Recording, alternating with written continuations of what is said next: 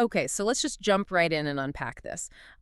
Imagine, just for a second, that you own this absolutely incredible high-performance sports car. Oh, like a top-of-the-line machine. Exactly. We are talking a masterclass in engineering, right? Capable of taking you literally anywhere you want to go at thrilling speeds. You have the keys to this absolute marvel of mobility. Yeah, the kind of car built for the Autobahn. Like, it's built to be pushed to its limits and actually, used. Right.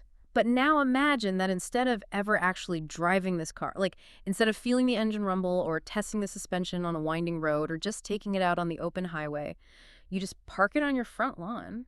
Wait, just leave it there. Just leave it there, strictly as a lawn ornament. Yeah. And you spend all your time out there with a little microfiber cloth, just polishing the hood, stressing over some microscopic scratch on the bumper. That sounds exhausting. Right. And you're constantly looking over your shoulder to see if the neighbors approve of the paint job. It's completely absurd when you frame it that way. Yeah. You're totally ignoring the primary function of the machine in favor of, like, its aesthetic value to bystanders. Well, here is the really wild part of today's deep dive.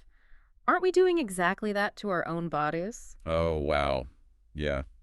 I see where you're going with this. Yeah, so today we are exploring some core concepts from the book More Than a Body by Lindsay and Lexi Kite.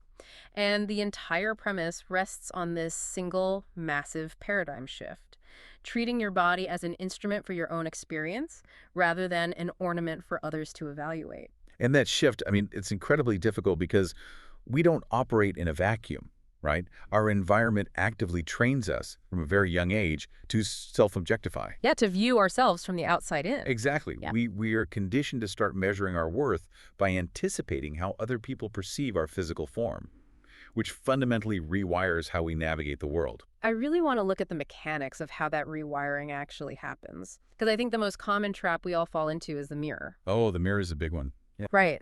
So imagine you're getting ready for a significant occasion, like a wedding or a major date. You go into the bathroom feeling perfectly fine, maybe even excited. You're anticipating a good time. Exactly. You put on your outfit, you look in the mirror, and suddenly, bam, you start adjusting a seam here, pulling at a hem there, and like 5 minutes later, you are spiraling into full-blown anxiety. Yeah, what's happening in your brain during that spiral is actually fascinating. You're taking a dynamic, three-dimensional organism, a body that is literally about to carry you to an event where you will laugh and converse and dance. Right. And you are reducing it to a static, two-dimensional image. Your brain shifts its entire evaluative criteria from what am I about to experience to how closely do I match an idealized visual standard? And we never match it. No, never. And when you inevitably find that discrepancy between your reflection and that impossible standard, your nervous system actually registers it as a threat. Wait, a threat, like a physical danger, A social threat, actually. which our primitive brains process very similarly to physical danger. Oh, interesting. Yeah, evolutionarily, our survival depended on social acceptance within a small tribe. If you perceived that you didn't measure up to the tribe's standards, that signaled a massive risk of ostracization. You'd be kicked out of the cave. Exactly. So that anxiety you feel in front of the mirror, it isn't just vanity. It's literally a biological alarm bell going off because your brain thinks your social standing is in jeopardy. Wow, that makes so much sense of the physical reaction we get, like the tight chest, the sudden drop in mood. But, okay, if the bathroom mirror triggers that, the digital mirror we carry in our pockets must be like an absolute biological nightmare. Well, it's an evolutionary bottleneck. Think about human history. For hundreds of thousands of years, we lived in groups of maybe 150 people. Right. You only ever compared yourself to the people in your immediate vicinity. Now you open social media, and within 5 minutes, you are bombarded with thousands of images of the most genetically anomalous, highly edited, and perfectly lit humans on the planet. But logically, I know those images are manipulated. I know about AI filters. I know about Photoshop. I know about angles. So why doesn't my logical knowledge just override the feeling of inadequacy? Because your visual cortex processes imagery in milliseconds. Yeah. Long before your prefrontal cortex, which is the logical part of your brain, can step in and say, hey, hold on, that's just a filter. So the emotional reaction beats the logic. Exactly. The visual cortex sees a hyper-attractive competitor, and the amygdala instantly fires off that social threat response we just talked about. Wow. Your brain simply hasn't evolved to intuitively differentiate between a glowing 2D pixel arrangement on a screen and a physical human standing in your tribe. Your nervous system reacts to the pixels as reality. So we are essentially hacking our own threat detection systems multiple times a day just by scrolling. Yeah, pretty much. So if the algorithmic feed is intentionally feeding us our insecurities to keep us engaged, how do we actually combat that? I mean, the common advice out there is to curate your feed, right? Unfollow the fitness models, follow diverse, authentic accounts. Right. That's the standard advice. But honestly, let me play devil's advocate here. Isn't that just burying your head in the sand? We can't put an authenticity filter on billboards or movies or just people walking down the street. Well, you can't sanitize the entire world, no. And attempting to do so is a losing battle. Right. But curating your digital environment is, it's like necessary triage. It stops the immediate bleeding by reducing the frequency of those amygdala hijacks. Okay, so it helps, but it's not a full fix. Exactly. You're right. It's not a cure. The cure requires a much deeper internal shift. If your foundational metric for human value is still appearance-based, the real world will eventually trigger you. You have to actively build what the authors call body image resilience. Body image resilience, Yeah. which means changing the metric of success entirely. If we aren't judging the ornament, we have to start evaluating the instrument. Yes, that's the shift. And I really want to take this concept out of the bathroom and into environments where our capabilities should logically be the absolute center of attention, like, say, a high-stakes professional setting. Oh, the boardroom is actually one of the most vivid examples of how self-objectification sabotages us. Yeah, I was reading through the notes on this, and the cognitive mechanics are just wild. Let's say you're walking to the front of a conference room to give a major presentation. Okay. You know the data, you built the slide deck, you are the expert in the room. But as you stand up, your brain suddenly pivots. You start wondering if your shirt is wrinkled, or if your posture looks weird from the side, or if the overhead lighting is highlighting a breakout. Yeah, you've just triggered a third-person perspective on yourself. Right. You are no longer the subject acting in the room. You're trying to view yourself as an object being perceived by the room. And doing that literally makes you worse at your job in that moment. It's like having a heavy app running in the background of your phone. That's a great analogy. You're trying to open your email, but the phone is lagging and freezing because this invisible app is draining all the RAM. When you are monitoring your own appearance, you are stealing working memory, actual cognitive bandwidth away from your ability to recall data, read the room, and speak eloquently. Yeah. Dual tasking in cognitive psychology tells us that human beings cannot process two highly demanding tasks simultaneously without a drop in performance. We just can't do it. No. Monitoring your aesthetic presentation while simultaneously trying to deliver complex information, it splits your cognitive load. Self-objectification doesn't just make you feel insecure, it actively makes you less competent in the moment. Because you're so distracted by yourself. Right. The bandwidth required to be the observer of yourself leaves very little bandwidth to actually be yourself. That is a staggering realization. It really is. So if we can fix this mental split in the boardroom by focusing entirely on the action and the contribution, what the psychological framework calls self-actualization, what happens when we step into a physical space? Because historically, the gym is like the ultimate altar of self-objectification. Oh, absolutely. Yeah. Fitness culture is largely built on an extrinsic motivation model. Everything is external. Yeah. The messaging is almost entirely aesthetic. Shrink this, tone that, get ready for swimsuit season. When you start a workout routine with the goal of altering your physical appearance to meet a societal standard, your motivation is entirely dependent on an external locus of control. And the goalpost is constantly moving. You lose the weight, but now you aren't toned enough. You get toned, but now your proportions are wrong, according to, like, this year's trend. Exactly. The business model of the aesthetic fitness industry relies on you never actually reaching the finish line. Wow, yeah, they need you to keep paying. Right. But if your goal is to feel strong, or to run a mile without stopping, or to improve your cardiovascular health so you can keep up with your kids, that is intrinsic motivation. It comes from inside. Yes. You get an immediate neurological reward, Mm-hmm. a dopamine release from the accomplishment, and the endorphins from the movement itself. So you are doing it for the feeling it gives you on the inside. You're shifting from being the painting on the wall, passively hoping the critics in the gallery appreciate the brushstrokes, to being the artist holding the brush. You care about the act of creating, the motion, the capability. Beautifully put. The focus moves from how does my body look while I do this to what is my body capable of achieving? Right. It's the difference between doing a squat while staring intensely in the mirror at your glutes versus doing a squat and focusing on the mechanical power of your legs pushing the floor away. Mm. One reinforces the ornament, the other celebrates the instrument. I really love the mechanics of that shift. But I have to challenge this premise just a bit. Okay, go for it.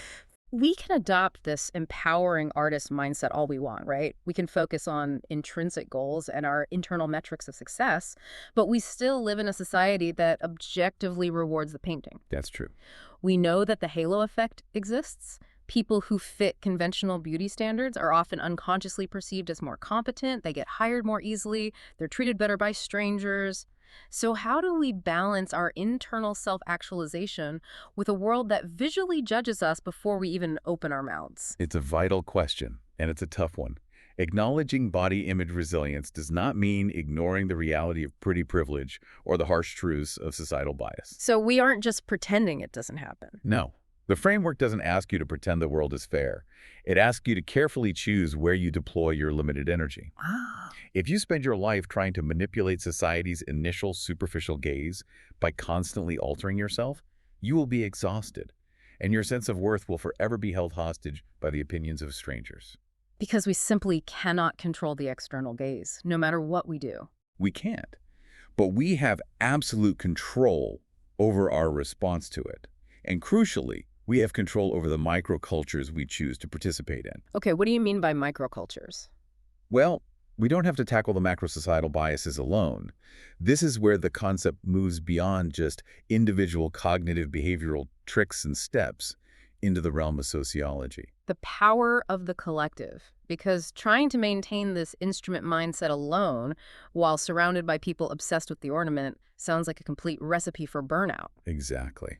Which brings us to the social dynamics, particularly the ways cultural constraints push people, very often women, though it affects everyone, into these subtle competitions. Oh, you mean the social ritual of bonding over insecurities? Yes, exactly that. I think everyone has experienced this, whether it's in a locker room, at a brunch, or just standing around at a party. Someone throws out a self-deprecating comment like, I feel so bloated today, I hate my arms in this shirt. And the immediate social expected response isn't to reassure them. The expected response is to counter with your own flaw. Are you kidding? Your arms look great, but look at my stomach. I need to lose 10 pounds. Yeah, we use self-deprecation as a form of social currency. It's essentially an evolutionary appeasement strategy. Really? How so? By degrading your own physical form, you are signaling to the group, hey, I am not a threat to the social hierarchy. You are lowering your own status to make others feel comfortable. Man, it's like a financial market where everyone is collectively shorting their own stock. That is a perfect way to describe it. You think you are building a connection, but you are literally artificially deflating the value of the entire group. You are all collectively agreeing that your bodies are objects to be aggressively critiqued and that your flaws are the most interesting things about you. That analogy hits the nail on the head. You are reinforcing the exact systemic standard that is making all of you miserable in the first place. You're doing the culture's policing work for it. It just keeps the cycle going. Yeah.